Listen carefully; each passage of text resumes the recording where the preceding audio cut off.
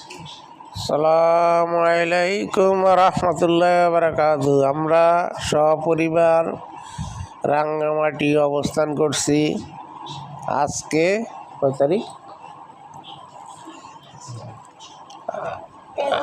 13/1/2026।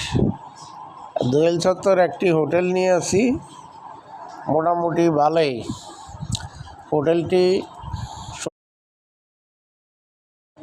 হোটেলটি 1600 টাকা রুম, 2 দিনের জন্য বুকিং দিয়েছি 3200 টাকা।